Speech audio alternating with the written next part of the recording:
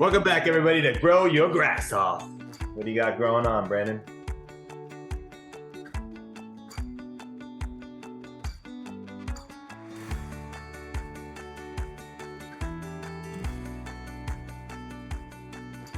So yeah, I'm in Costa Rica here, and I've just been working on getting my greenhouse going.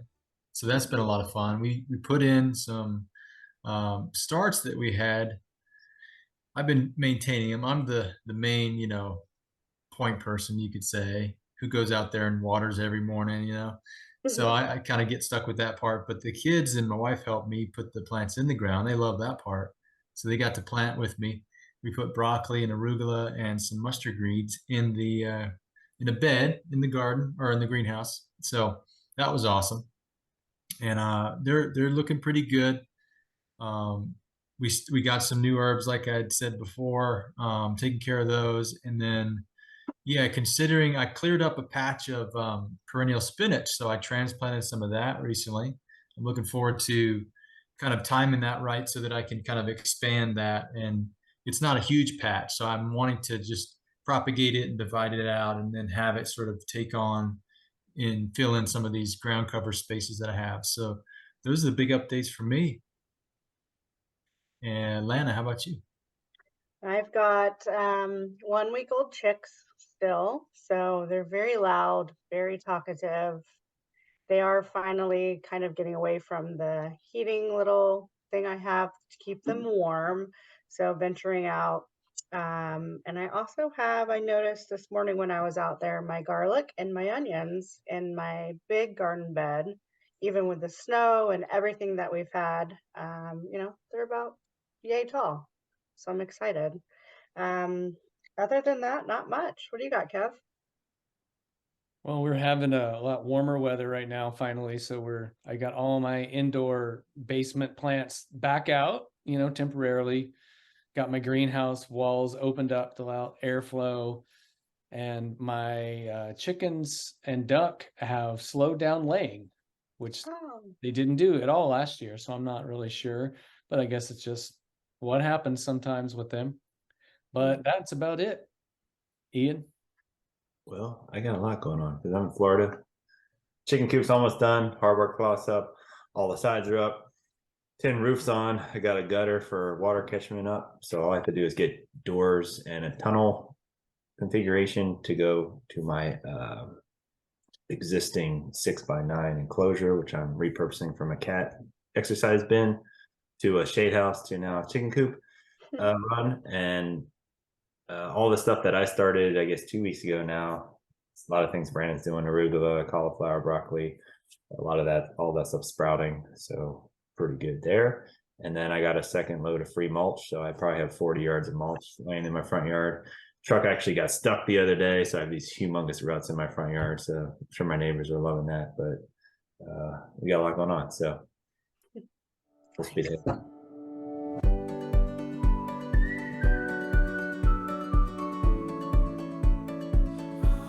All right, well, now I'd like to bring our very special guest on today, Whitney Campbell. She's a homesteader in Nashville, Tennessee, and she keeps a variety of animals and does some really cool things. Let's welcome Whitney onto the show.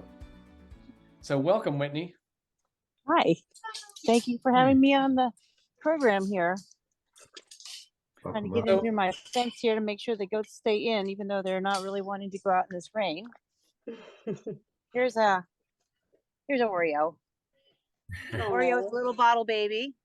She got rejected by her mama when she was little, so she ended up being in my house in diapers till she was finally big enough that she could jump on my bed and sleep with me at night, and I knew she had to go live in the barn. I love it. How many goats do you have? So I have 10 goats, and they're all different varieties and mixtures. And this is my new stud. He's going to be the new daddy for all the breeds, for all the babies that will be born in the spring of 2024. He's pretty young right now, so I'm just letting him have fun with all the girls because he can't really do much. Oh, here we go, Cinnamon. Here's my biggest brat. and my best escape artist. This is the thing about goats that's the most frustrating, is that goats want to get out everywhere they're not supposed to be. In fact, this little mama here you go. That little mama, she actually got into the garden and got some poisonous plants this year that I didn't realize were poisonous to goats. And that's another big deal, because a little bit of poison plant can go a long way to killing a goat, because they are very susceptible to the neurotoxins that are in some kind of plants. Do you remember which one that was, Whitney? Yeah, what plant is that? Sure, that you limit their access to things if you want to have things that are ornamental that are bad for goats. And sometimes it's hard to tell how much plant matter they eat, whether it can poison them or not. Right. So I'm lucky with her. Well, what do you know what plant it was that they ate? You know, I don't know, because I turned around and there were several of them in the yard, and they had eaten through several things.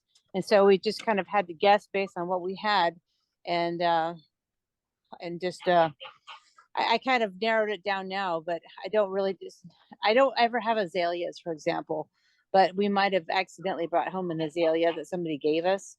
So that could have been it. It could have also been some kind of like an aloe vera type plant called what is that one that's got all the little tiny mother of thousands? It might have been something like that she ate. So goats are particular, actually, surprisingly, about food. Everyone thinks that a goat will eat everything, but surprisingly, they are actually quite picky, and they like to browse. They like everything to be a buffet. They prefer to have leafy things that are on bushes versus grass, although they will eat grass, but they really love leaves the best. And they like to roam around the property and find different things, so that they're just never bored. And I think that's half the reason why they're always trying to escape someplace, because they're not very content just having hay. Although unless it's alfalfa, they love that. So, and I've got 2 that I'm milking right now, and I get about 1.5 quarts to 2 quarts of milk a day. And I make goat cheese. I make several different kinds of cheese. I make chev. I make camemberts, brie, mozzarella. I make lots of ice cream. That's always really good. And that's it for the goat cheese. And then just, of course, regular chev. And you're hearing now my ducks, my geese. I've got 6 of the geese. I've got, I don't even know how many chickens. I also raise. They're very vocal. I raise Muscovy ducks, so you can see the Muscovies right there. And the Muscovies are wonderful because they don't quack, and they're very delicious. As a homesteader, not only do they make great eggs, but they are a dark meat, so they're closer to a goose in their meat quality. And you can actually even eat it medium rare. It's quite delicious. And you can make jerky out of the tougher older birds if you're getting a tougher older bird. How much property do you have there? What's that? How much property do you have there? I have 7.3 acres, and I'm right along the creek. I'm right along Mill Creek, which is the major creek that flooded in 2010 in Nashville. I'll introduce you to my cows. They're very upset with it because I haven't been able to get them a fresh bale out in this kind of muddy weather. This is Fitty. And that's 49. You can kind of tell 49 and 50. And we used to call 50 from across the field 50. And so it kind of came out Fitty. So she's kind of called 50 Cent, Fitty. I love it. Not really a very good rapper though, but very cute. She's also a problem because she's very spoiled and she likes to get out everywhere. I've had multiple calls from people saying, I think your cows are on Facebook because they're in the park across the street. Things like that. So fencing is the major thing with having a homestead. Got to have adequate fencing in order to keep the critters inside. And I have, and then of course, anytime you're musician, which I am also, you're doing it everything on the cheap. So this is my major Mad Max chicken coop. It's an old converted bus. Oh, it's like a bus, like an RV. It's an old church bus actually. Yeah. And you can tell that somebody actually cut the engine out. So I've got egg baskets in the front where the engine is. See, it says church bus. It's amazing. I love it. So Good ideas. I've converted the inside so that you've got nice racks and it's quite nice for the chickens. It looks a little funky, but you can. Awesome. We actually got a codes violation because some of the neighbors didn't like it. So all I did is I put corrugated tin on it and I painted it brown. Now you can't even tell that it's here. I love it. Nice. So, and that's one of the issues about living in the city, of course, is that you need to be aware of that you are close to a city, you are close to people, you are close to a creek. You know, we're right on a creek. And so we've had some issues with the water degrading the soil along the creek bed. So we're actually going to be pairing with some local tree organizations to try to make a riparian buffer zone there so that we can keep the creek from falling into the creek more. And I'll be fencing off those areas so that the goats can go through it at times so they can keep the brush down, but that it'll also allow the vegetation to still grow and the native vegetation to stay there, I guess is the easier way to put it. Any questions? Yeah. Like Do you rent your goats out to do any kind of mowing? I haven't done mowing. I have taken them to community events as a petting zoo. Yeah. And I know that there are people in Nashville that do a lot of the mowing services. I have yet to figure out how to do that because I don't have a trailer that's big enough to haul them around. Yeah. But yes, that's a great idea in theory. You need that church van with some wheels. Yeah, one with an engine. Exactly. Yes, exactly.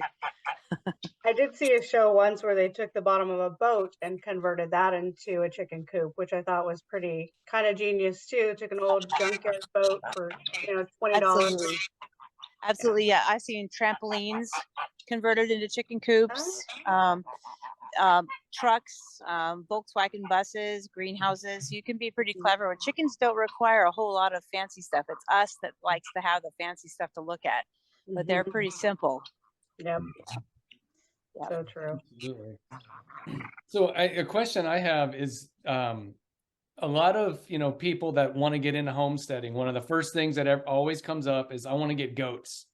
Yes. And do you think somebody who's not used to doing any kind of homesteading, do you think a goat is the first animal that they should be looking to get? I think certainly chickens are the first thing to get. Obviously, I think that maybe that's the most obvious one, but everyone wants to get a goat because they're cute and they're fun, especially when they're little. And she used to be little and cute, and now she's little and a brat.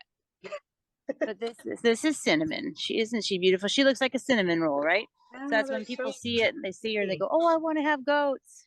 Yeah. Their eyes are what attract me so much. Their eyes are so pretty on a lot of different goats. Yes, they are. They actually have.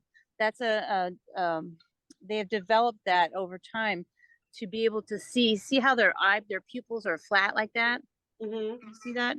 That actually allows them to see predators, so that when they bend their head down, their eyes still stay flat and they can see predators along their out of the corner of their eye. Their peripheral vision allows them to see that. It's an evolutionary fun trait that they have. But the thing about goats is that you have to have two because they're a herd animal, so they need to have somebody to hang out with, and they are a lot of fun.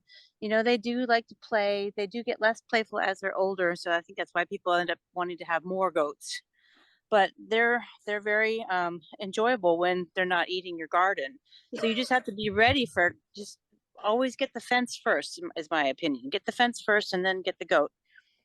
And then you have to be prepared for the fact that they can be very susceptible to parasites. They they can get pneumonia before you know it. There's a couple different kinds of pneumonia. There's bacterial, and then there's also just the kind that's in, I can't remember if it's systemic. I don't remember the other name of it, but I lost 1 year, 5 goats to pneumonia just because it just went, it comes so fast. Yeah. And They pass it on to each other. well, it's not that they pass it on. It's just that they can get to a lot of the goats I lost were young. And so they pick up the coccidiosis, which is an organism in the soil, so that starts to affect their intestinal tract, and then that starts to weaken them, and they might get a little bit of anemic, and then their immune system is lowered, and then they're susceptible to the moisture in the air or the bacteria that might get in their lungs. It's always hard to tell what kind of pneumonia they have until you do it further testing. And sometimes with goats, they don't present a problem until they're almost dead, and so then all of a sudden you have a down goat, and you're just doing whatever you can to give it vitamin B injections or selenium or whatever it is that you need to do. And fortunately, there's a lot of really great goat communities out there on Facebook and whatnot, where you can present your problems. Mm-hmm. And not only will the experts, what I consider experts that have been doing it for years and years, just based on their own common knowledge, there's also vets that will chime in and give you some opinions. It is harder to find vets that actually understand large animals and goats, especially in an urban area. And we're really lucky to have Rockin' Country down south of us, only about half an hour from here. So we're really lucky. But I know that a lot of people live hours away from large animal vets. So that can be a real challenge to a homesteader because it's also expensive. Yep. So, if you don't have the medicines on hand, I finally got myself a couple of years ago, I said, okay, I'm tired of goats dying. I'm going to have my medicine stocked full of my cabinet stocked full of medicines. And so I spent $150 on the things that I thought I would need. And have I used any of it? Maybe 1 or 2 of those things. But for me, it was a peace of mind knowing that I had it in case I need it. And my vet could say, I could call my vet and say, what do I do? She could say, give it penicillin or give it this or that. A lot of the drugs right now that have been available to homesteaders are no longer available to homesteaders, which is, I guess, good and bad. Good in that some people may have been abusing it and not using it correctly, but bad in that if you really need it and you want to go get it, you can't. You have to go through a vet, and so it just becomes timely and costly. Mm-hmm. So, goat ownership is wonderful, and it's also can be very stressful. So I wouldn't go into it lightly. But depending on your area, if you have a big enough pasture area, I think that's a lot of it, is that, the goats need to have a big enough area to range to be able to eat healthy, because you don't want to be giving them worming medicine, for example, just for drill. Just like we won't take antibiotics just in case something's wrong. You wouldn't do that to your goat either. Right. So, Whitney, I'm curious, how much time would you say on a daily level do you have for the animals? How much does it take to get through the whole chore list? Oh, that's a good question. So for all of my chores, if I really did everything that I should do every day, it's at least an hour a day, if not more, depending on what cycle we're in terms of getting hay out, making sure their water buckets are clean. And here we go. This is Tyree. And I have to trim their hooves. You have to trim goat hooves. Sometimes, like on her, you can see that she's got what's called scurs. When they tried to dehorn her, it wasn't successful. So one horn continues to grow. And every couple months, I'll have to actually cut that off so that it doesn't grow into her head. So there's various chores that always seem to cycle around. So I'd say on average, at least an hour a day to do the chores. Yeah. Wow. Do you also grow food on the property as well?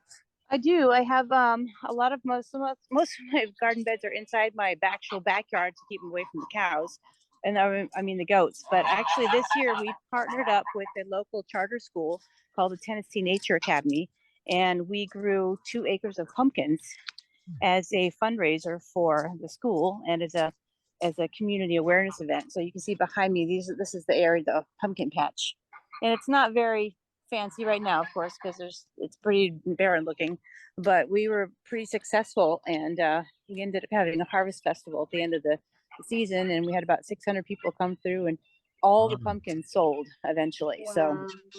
That's yeah, so that cool. was it. We were I got a really, few of those pumpkins. They were great. That was our jack-o'-lantern for the year. And That's right, we that's carved right. it for like in honor of my son, where he had just 2 little bottom teeth, because that's all he has is 2 little bottom jack-o'-lantern. That's cute. Yeah, That's awesome. he loved seeing the goats when we went over there. We'll have to Oh come yeah. in, yeah. Yeah, and I tell you, that's the biggest thing for me about the farm is when I have kids come over and I see the farm, because I'm looking around and I see my piles of junk and I see the puddles of mud, but then kids come over and they see the joy in animals and they want to touch the chickens and they want to pet things. And especially for children that have not grown up in farms and that have grown up in the city, we have a lot of kids that come through that have never even touched a dog, let alone a chicken or a cow. And just to see the joy in their eyes when they reach up and they touch this giant cow, or the cow wants to lick their hand, you know, they're just delighted.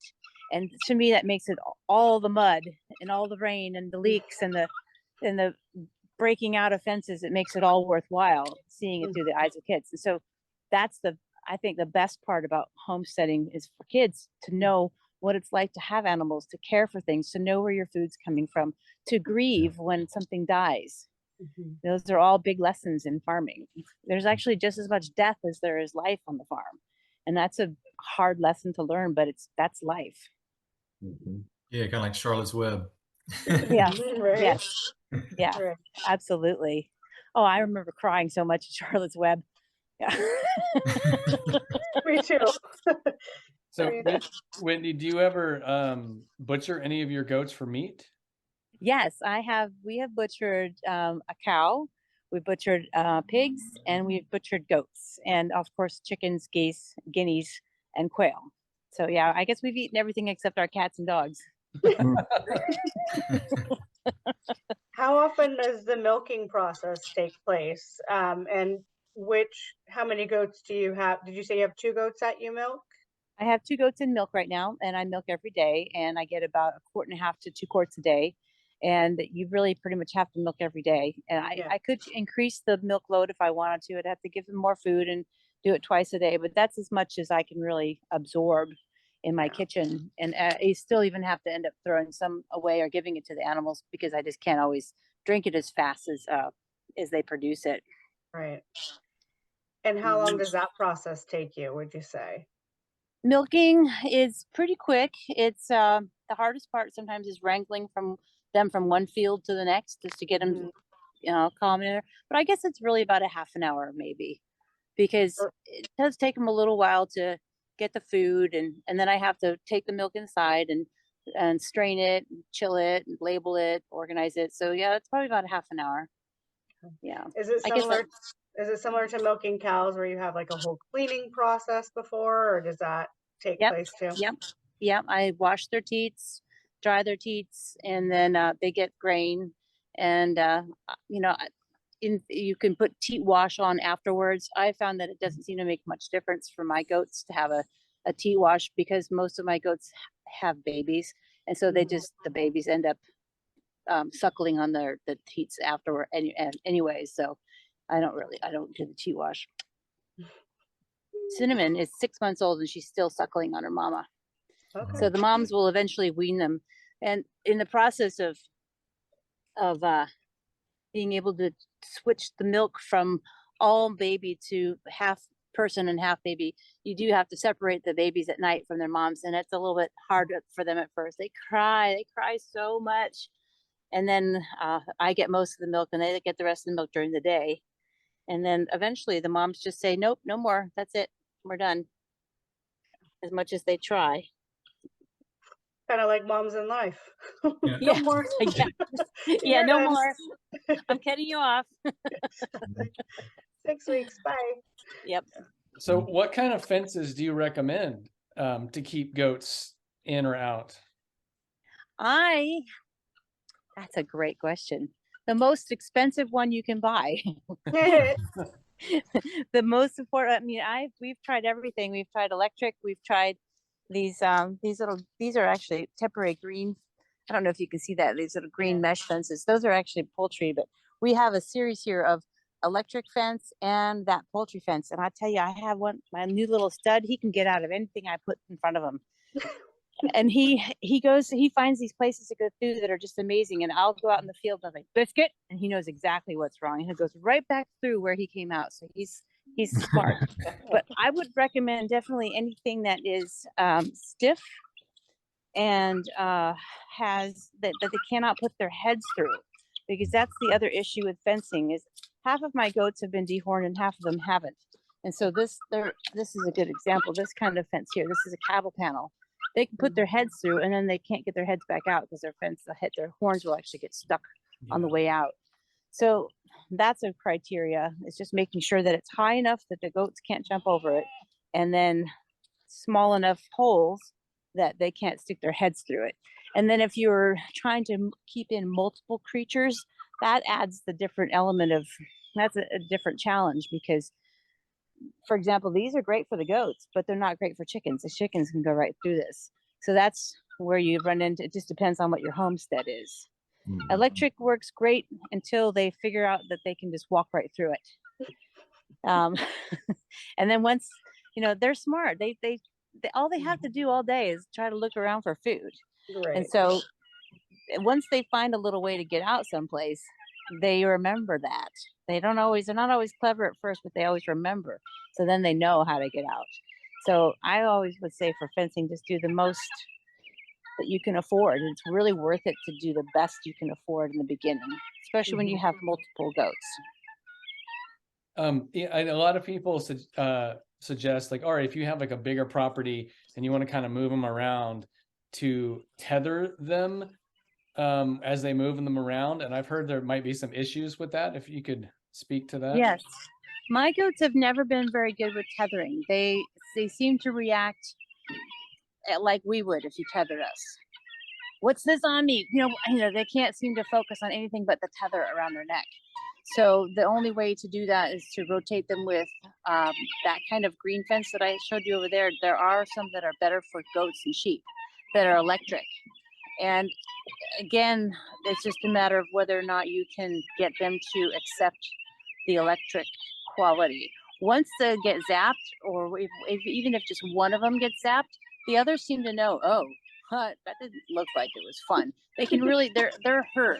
So even though they don't always like each other, there's always hierarchies in a herd, and they accept each other as part of the herd.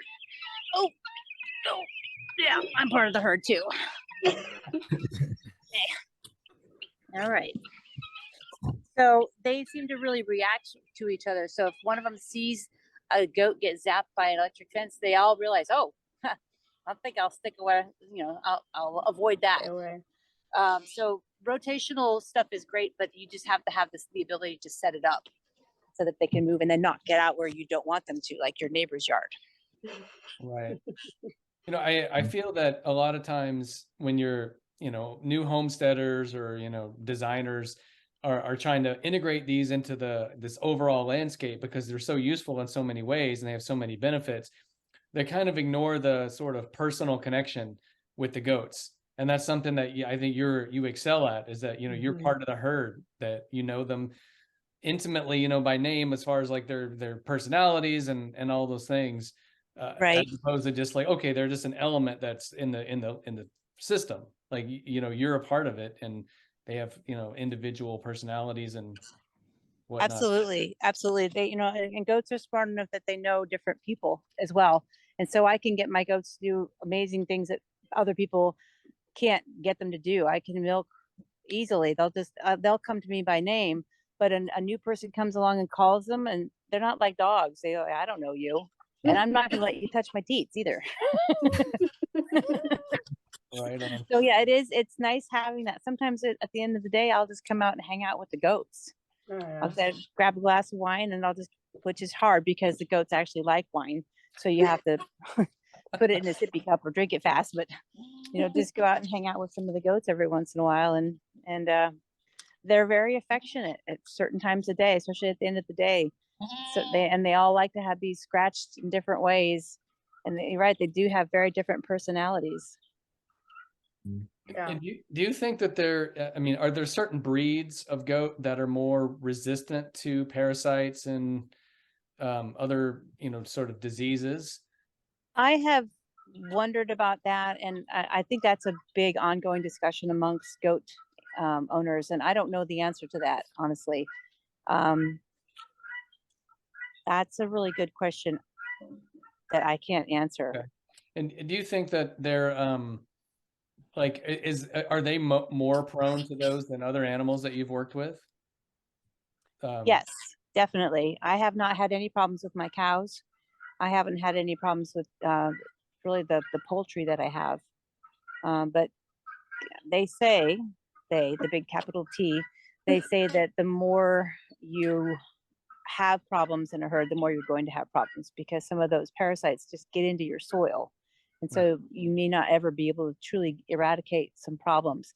And a lot of people just get out of goats because they're just tired of dealing with the constant level of parasites and the sicknesses that can happen.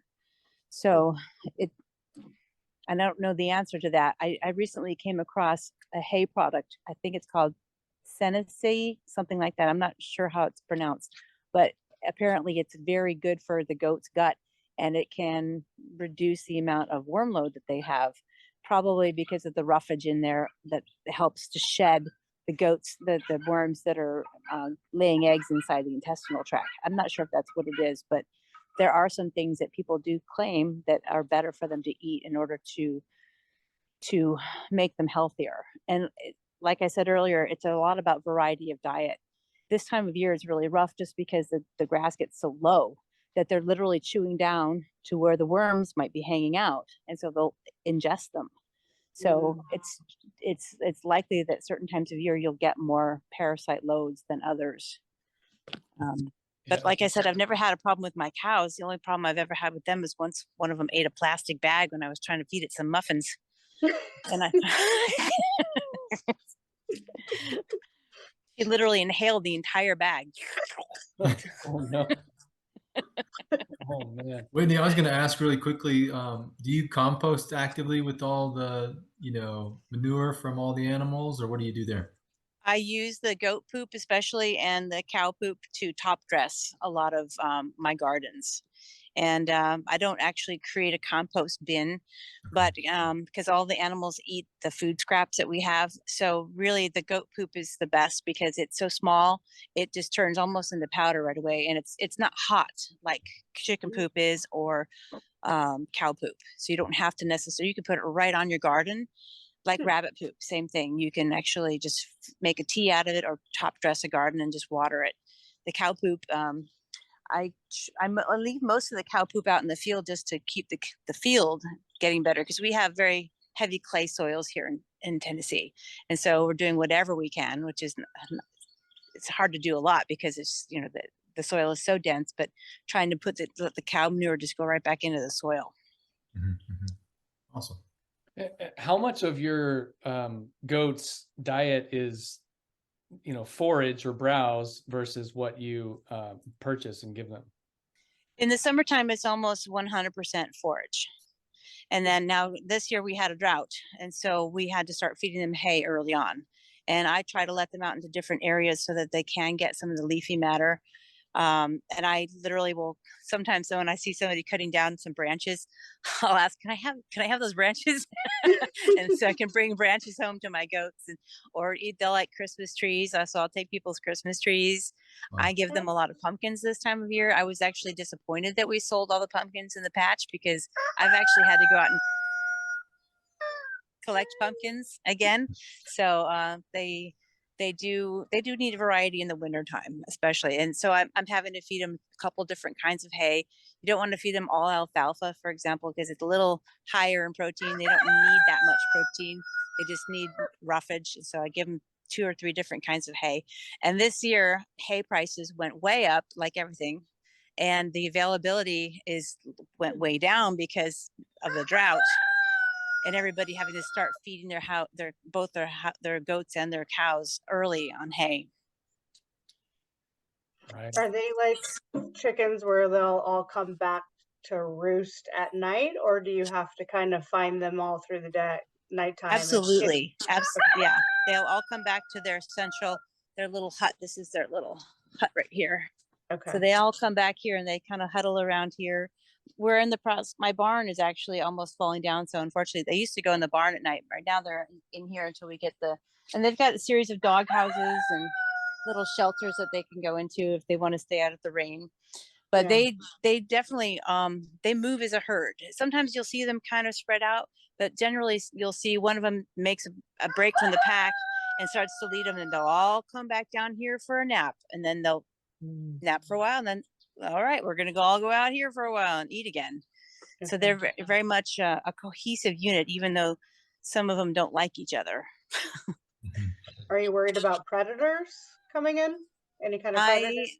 Yes, always worried about predators. Since we're near a creek, we have the predators want to come down to drink at the creek. So we have coyotes, foxes, I guess dogs, really just stray dogs, and possums and raccoons. And I have a dog, and she's not the greatest guard dog, but she does run around and bark enough that nothing usually gets. We haven't had anything. We have only lost one chicken this year, knock on wood. So yeah, I think it's easier in some ways being in the city because the animals they seem to hide more. I guess I just don't really see a lot of foxes. I hear the coyotes. I haven't seen a fox for a couple of years, but I know they're out there, but I haven't seen them. Yeah, I think that's a good point. I found too that there are a lot of advantages of growing and raising certain animals, in the city, just because of the wildlife pressure is a little bit less, which I think it surprises a lot of people that are brand new to this. They want to be way out in the middle of nowhere, which is, awesome for many, many reasons. But it makes it more difficult when you're on an island surrounded by intense wildlife. Absolutely. Yeah, absolutely. I hear a lot of stories about people who have LGDs, which are livestock guardian dogs, and they'll have maybe one or two dogs, and they're still having problems with the foxes and coyotes that come in. And it's hard to train a really good dog to do the right. It's not necessarily hard, but it is a lot of work to train your dog to be a good livestock guardian dog. So that's a lot of work too for people who are homesteading out in the country to have that kind of additional protection. And you probably need to be able to be comfortable with having a shotgun or a rifle, because there may be times that you need to protect your flock from one thing or the other. So that's a whole nother discussion right there. Yeah, absolutely. Do you ever have any trouble with daytime predators? The daytime predators that we have are hawks. Yeah. And sometimes you can hear when a hawk has come down, because the chickens and the guineas just go nuts, and it's a completely different kind of cry. And I can hear it from inside my house when I'm working on the computer. And so I'll grab the dog and we'll go run out and we'll chase the hawk away. But it doesn't mean that it's not going to come back when I'm not here. So that is a big problem, because the way hawks kill is they will swoop down from the sky. They'll hit a bird so hard that the bird is stunned, and then they just rip the chest out, or they just take the bird away depending on how big the bird is. So hawks they do a lot of damage to chicks. They'll just take a whole chick away. I'll come out one day and I'll be like, I thought I had 4 of those yesterday, and now I have 2 of them. So that's about it for daytime. So, and then owls at night. That's the other flying predator we have. Right. Of course, owls are great for rodent control. So absolutely. Yes, they are. Yes. My cats, they don't seem to be doing their job. I think I'm feeding them too much cat food.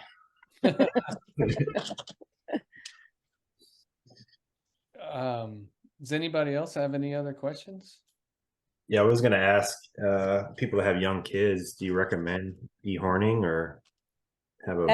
That's a very good question. Yes, I think, I've gone back and forth myself about the dehorning aspect.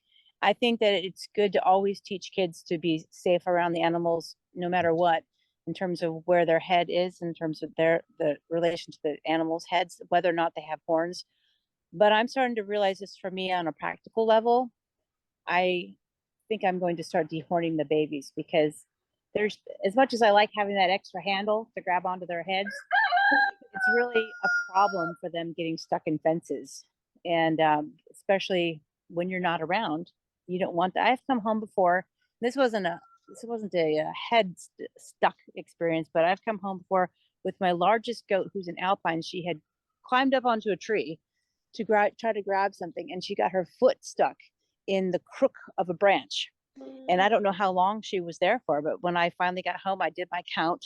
I'm missing a goat. When you're missing a goat at the end of the day, you know there's something wrong. They're down, they're stuck, they're lost, something. So I found her out there and I pulled her off the tree, and she couldn't even walk because she'd been up there so long. So I guess I would say that, yes, I would recommend dehorning for that reason, as well as the safety reason of getting knocked about by the horns. Yeah. Great. So do you think that you were saying that when they're kind of eating down closer to the dirt, they're more likely to pick up that higher parasite load, that if they had more forest browse, that it might help with that issue? Absolutely, because a lot of those worms are present on grasses. I don't know that they're not present on the bushes, but I know that goats that have better access to the higher stuff off the ground tend to do better physically. Okay. And if someone were to, let's say they had, a blank yard and they wanted to plant things that eventually the goats would be able to eat, do you have any recommendations? What is their favorite browse that it's like a tree or a bush? Not to plant. Sure. They love the evil privet.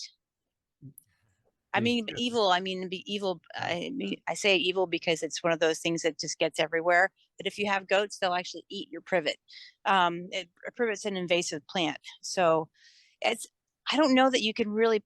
You must have to have a big piece of land to actually grow stuff for goats to eat. Yeah. Because they will eat so fast and so much, and they'll just if you let them in your vegetable garden, they inhale food. They would destroy it in literally a minute or less, I believe. Wow. I think you could grow. We're actually thinking about growing privet along the edge so that we can have some privacy from the neighbors, and then we were going to do it in between fencing so that they could trim it for us. And then we'd still have the privet hedge. So that's an idea that people might consider, is the ability to have stuff that they can have limited access to, and they can't eat the entire plant. That's really cool. And that's awesome. They eat privet. Do they also eat the bush honeysuckle? Yeah, they do eat honeysuckle. Yeah, I should come. Maybe you should bring some over one time. And I got both of those things in my backyard. Absolutely. Yeah, they'll wipe you out. I'll have to protect my little pawpaw tree, though. Yeah, you do have to protect the things that you love, because they'll get into it and they'll eat it so fast that you won't even know what happened. And you look around, you won't know where it is. I used to have a stand of what's called the native bamboo. I don't know if what is that called? The reed grass? What is it? Is it like reed grass or something? Yeah, the reed grass. Yeah, I guess it is. It looks like bamboo. Yeah. It grows along the riverbanks. I used to have it all along my riverbank. I don't have any of it now. And that's after a couple of years of them just aggressively chewing on anything that grows.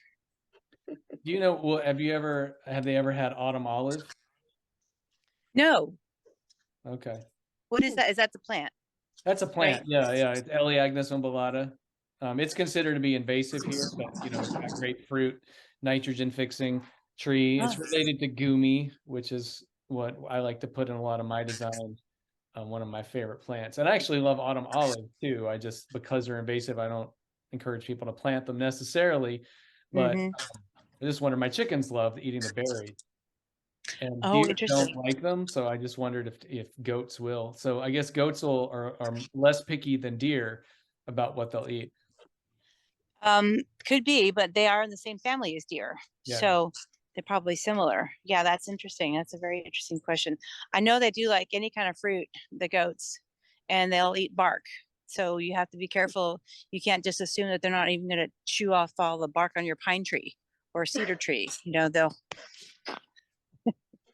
Well, I guess that falls into they'll eat anything category. They'll even chew the side of your barn if they want to. Oh man. Cool. Very interesting. Thank you for all of this information. My pleasure. Yeah. My pleasure. I Great to don't see think you I'm ready farm. for goats yet. I'm not ready for goats in my suburban backyard. I'll say that.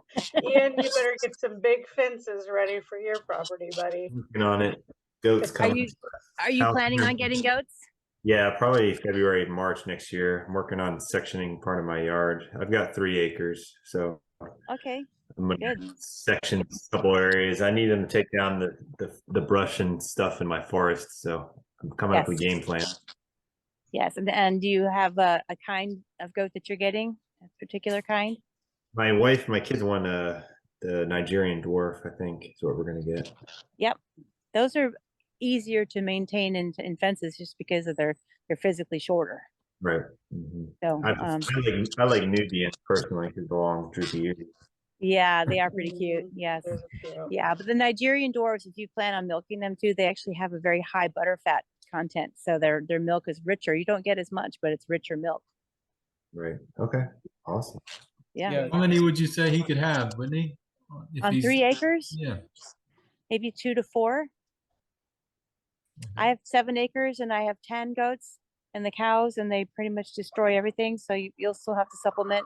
Once they get rid of the brush, it doesn't always grow back unless you're again able to section it off, let it recover, and then let them in again. So that's the trick, is just allowing yourself, forcing them out of an area and keeping them out, and then allowing them, if you have enough time to be able to let it regenerate. Right. Yeah, that's all contingent. I've got 6 acres next to me I'm trying to buy, so I might just Oh, have them go over there and go to town. absolutely, absolutely. And even if you don't own it yet, the neighbors might be okay with you just, as Exactly. long as it's fenced in. Yeah. Yeah, that's the trick. And Mhm. sometimes if it's not, if you're watching them, your goats aren't just going to wander away. They'll usually do what you tell them to do. You can chase them around pretty good. Threaten them or bribe them with corn. Yeah. Mhm. Ian has lots of rare, expensive plants, so he Yeah. better get Oh. the fences I'm going. gonna be doubling my fence, having like security lockouts and all that. I'm trying to be like Fort Knox down here. So Yes. You could you could probably get one of those geo tags, so that if they get near you, it'll send an alert to your phone, and you'll be able to go out and stop them from coming in. good idea. Very Awesome. Thank you, Whitney. Thank All you right. so much, Thank Whitney. you. Yeah. Enjoy Thank enjoy you. the rest of your day. Yes. you. You Thanks as for well. coming on. Okay. All right. All right, so now it is time for something to chew on. Lana? Oh, something to chew on is my little chameleon Rocky. He is about almost a year and a half old. When we got him, he was yay big, and as you can see, he's about this big. He eats crickets daily, and so I would say, depending on medium or large crickets, he'll eat anywhere from 4 to 6. And we put them in this little container of this calcium, shake them up, basically gives them dizzy, I would assume. I shake them up. You don't necessarily have to. And then each day we feed him those, and then we have a little spray bottle, so we spray his whole little home, and that keeps a humidity, and he actually drinks that water that stays in that in his little area. And so here's just a video of him eating and enjoying crickets. Watch out for his tongue because it is crazy, and his eyes kind of spin around. He can see you from any area. So hope you enjoy him eating his crickets.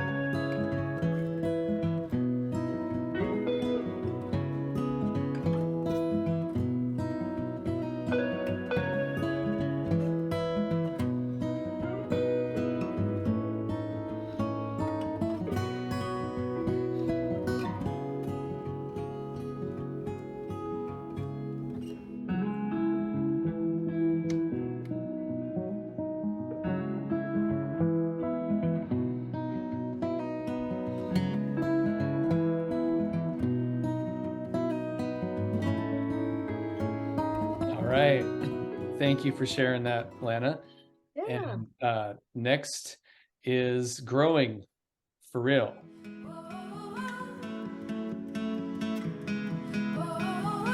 Brandon, what you got? Yeah, I just wanted to dive in a little bit and talk about kind of how do we get soil for planting? You know, what does it look like? What can we use?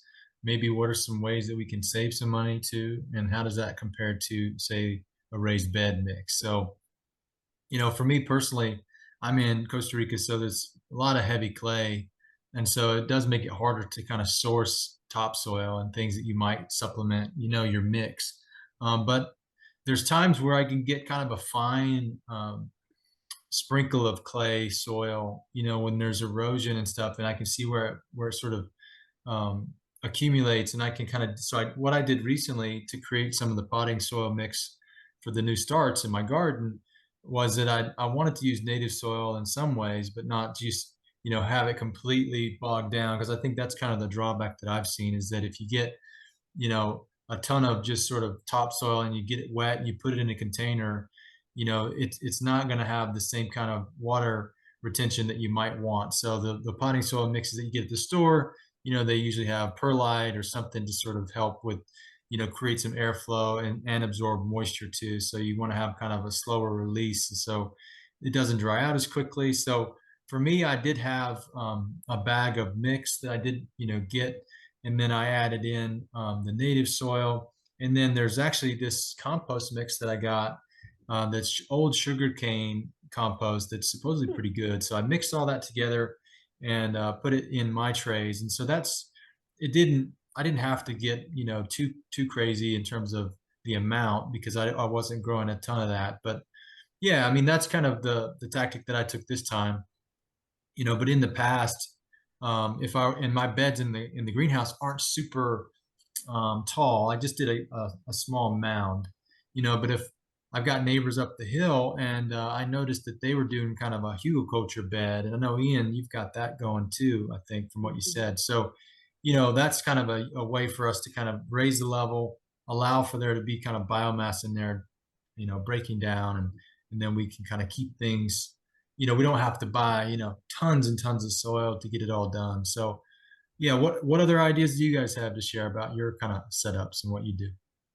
Well, yeah, that's an important one, and it's difficult when you're talking about potted plants. Yeah. I mean, that's why you have a commercial potting soil, which is technically soilless. So you may read sometimes, you know, that, you know, do your cuttings or whatever in a soilless mix or a soilless medium. And all potting soil is technically soilless because it doesn't have, you know, dirt in it. I mean, occasionally you'll find one with a sand in it, but I usually don't like those mixes very much because sand offers nothing but drainage essentially. And so I mean, I personally spend the extra money to get a really, really good potting soil. And we're not affiliated with this company in any way, but Happy Frog potting soil is just the best thing I've ever used, that I've ever bought. It's incredible for starting like tomatoes and things like that, or even potting up other plants. Because, even if you have a plant that, let's say it's a perennial that you want to keep for year after year, and you keep up potting into a new thing, you don't want to skimp on the potting soil. You will have to eventually feed it anyway, because it's in a pot and all the nutrients will wash out. And I know that there is a local nursery here that that they actually do a mix where they use cocoa peat. I think it's like compost, and then they use actually like native clay. But certain trees or whatever will be okay with that, especially native ones. But I found that it's actually really poor. That they were of the school that, well, the reason that they have these light mixes is so that it's easier for people to move them around. If you put them with clay in there, I mean, even a pot like this big becomes like really heavy.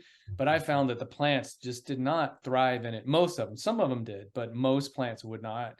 So that one's tough. Now, when you're talking about raised bed mixes, you're kind of dealing with something similar there, but you have more leeway when you're having a bigger raised bed where you can put in some of that native soil.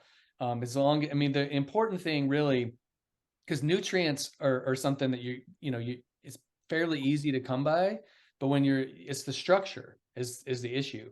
And I used to mix my own with a modified Mel Bartholomew mix, And I know John Kohler at Growing Your Greens, he he is a proponent of that. And it works great, but I found that, by the time you buy all these ingredients and mix them together, you might as well just spend a little bit more and bought something that was pre-made that was already good. Now, if you don't have access to really good pre-made potting soil mix, it's definitely worth checking out the Mel Bartholomew mix, which is like 1/3 cocoa peat, 1/3 vermiculite, and 1/3 compost. You can add worm castings and azomite and all these other little extras in there to make it good. But one of the ways that I've saved, and Brandon, you touched on this, when you're filling raised beds, is to do what you call a modified hugelkultur. So you put old rotting wood, it's better, but any wood basically, in the bottom of it, and you can fill that up 1/3. You can maybe get away with a half of it, and then top it off with the more expensive stuff. So you just saved yourself, 30% or 50% on that, and then over time that will break down and kind of work. Now, if you're doing it in the ground, you have a lot more leeway in what you can do, because if those roots actually have access to the ground, whether it be clay or sand or whatnot, it's you don't need to worry about it as much. And that's why for big scale, it's better to plant in the ground. But I mean, everybody here knows me. I have like 300 potted plants. And so I've stopped messing around with making it myself or whatnot. But there's different ways. I know Jim Kowaleski, who's down in Tampa area, he does sort of his own mix with his compost, worm castings or whatnot. I can't remember the specifics of it for some of his starts. And another thing that I've done to save on that is I'll start things in just like nursery trays, like that's the standard nursery tray, and I'll fill that with the really, really good potting soil, and I'll put like a ton of seeds in there, like all crammed together. And then when they're little, I'll carefully transplant them out to the farm or the garden. So I'm not having to fill each individual cube and put each individual seed in there. That's a secret for lots of plants that I've done that really works. Not for every plant. I wouldn't do it with pumpkins or cucumbers or anything, but. And then I know Jim Kowaleski, you can check his on Green Dreams, Florida. That's the YouTube channel, P. Canaris. He often features him, and he talks about how he makes his little soil blocks and whatnot. Yeah, I really like the soil blocks idea. Yeah, it's pretty cool. You got to have, I got one of those soil block machines, the little things one time, like the cookie cutter. And you really have to have the right soil texture. It won't work. It just absolutely won't work. And so I just it didn't work for me. So that's when I came up with this, just putting all the seeds in a tray, almost like you're doing microgreens, but not that thick. And then, I'll even do peppers that way. And then I'll transplant the little pepper plants out into the farm or garden. Because I think a lot of people like to go, the pots, and you go a little bigger, and it's kind of like a process, right? So you're saying just kind of skip that and go straight to if you're going out into the raised bed, or you're going out into the the farm or garden, like in the ground, then you skip it, because every time you have to up pot, you have to add that much soil, and if you're buying it, then that's an issue. And then it's also kind of a pain. So let's say I have in this little tray, I have 30 pepper plants. That's 30 times I have to transplant that, and 30 little things of, soil I have to fill up, and then I have to transplant them again later. So if they're always going to be in a container, then that's the way to go, is let them sort of, not get root bound, but fill the container, and then go just a little size up and then a little size up, because they're always going to be trained. You want to train them to be in a container. But if I'm going to put them out in the ground, I just want to set them free as soon as, they're able to be set free. Yeah. Do you do those starts in your greenhouse, or is that just during? Yeah, I mean, it depends on, lettuces, for instance. I usually will do outside unless it's really cold. And then in the summertime, I just do everything outside, because it's like a greenhouse here naturally. For sure. So, but in the spring, before it warms up, I have my little greenhouse, and I do all my tomatoes and pumpkins and stuff starts. But I do use that Happy Frog now, and I don't know what I do without it. I mean, I know what I do without it. It just wouldn't work as well. That's a good differentiation or distinction, because there's direct seeding, which is what you're talking about, right? So if you've got climate that really works for that, that's great. So for me, for instance, there's certain things that I want to sort of protect, and so I'm wanting to kind of keep it in the greenhouse, which is not a full-on greenhouse. It's just kind of protected by the rain, because our rain, we sometimes we get rain, it just smashes down with big drops. So it's kind of a balancing act that way for me. Yeah, I've lost my lettuces that way through heavy rainfall here in Tennessee. Actually, even in California, I lost them sometimes. They're little babies in the trays, and they look all perfect, and you get this heavy pour, and it just like basically beats them to death. Yeah. But then the good news is it only took a couple weeks, so you can just sprinkle some more in another tray and start all over. But yeah, having them protected from things like that. So it's always good for your nursery to have some sort of protection, whether it be from birds, heavy rainfall, cold, too much sun, right? Like sometimes these babies, they don't want, if it's 100 degrees or something, like that's not good. So, Yeah. But soil is always a tricky one. And, a lot of times when people are putting in gardens, that's probably the biggest expense for doing that. For sure. For sure. Yeah, and if you're not rushed, obviously, if you have that 3-part method, right? You could make your own compost to save a little money on, at least in theory, 1/3 the cost if all of them were equal parts, as far as the vermiculite and then the compost, and then the last ingredient you said was, can't remember right now, drawing blank. You remind me, Kevin. Cocoa peat. Yeah, cocoa peat. Yeah, or peat moss, but I recommend cocoa peat for most people. I saw some video and I cannot remember right now. Maybe we can figure it out and put it in, the description here below, where, because they weren't a big fan of cocoa peat because it has to be imported from like tropical places, like across the oceans to get there, and they used something else, and it was pretty cool, and I can't remember what it was. But I would have, remembered if I didn't already have my happy frog, and I'm just like, I'm good. Yeah. Sometimes I use sphagnum moss too in substitute for that peat. That works. Yeah. Mm-hmm. But you can't do a lot of that because it holds too much moisture, and then you have other issues. So, or if you let it dry out all the way, it becomes hydrophobic, and it cracks. And so that's what I'm warning people there. Don't use too much of that. So. Yeah, and cocoa peat products too are not all created equal. Some of them they're really like chunky, and that's not ideal. For larger plants, in a raised bed, it's not as big a deal, but little seedlings and things like that, it matters if there's too chunky.